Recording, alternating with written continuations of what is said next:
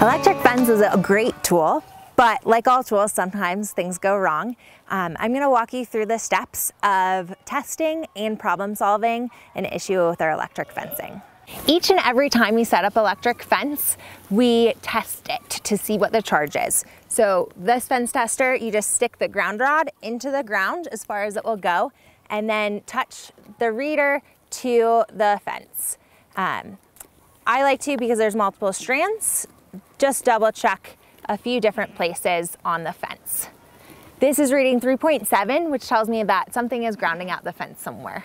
I like to start my problem solving first at the battery source and test directly from the box to see if there's an issue with the charge there. How I do that is I simply just clip the ground to the ground and the positive to the positive to create a circuit with the box, turn it on. This is reading 9.9, so we know that the battery and the charge is perfect, and the problem must lie further down the fence. The next step is to walk the perimeter of the fence, double checking everywhere for any obvious ground outs.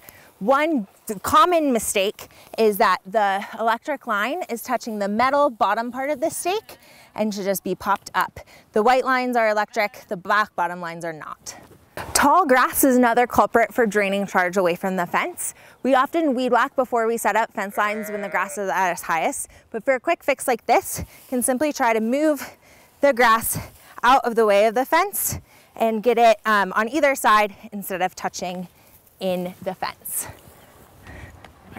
Another common issue is having a different electric fence or other metal touching the fence, pulling charge away from what we want it to be charging. For example, we're not using this fence line, but it is touching this fence. So to disconnect it and to move it far enough away so that charge can't jump between the two fences will help maintain the charge for the fences that we want to have fully electrified.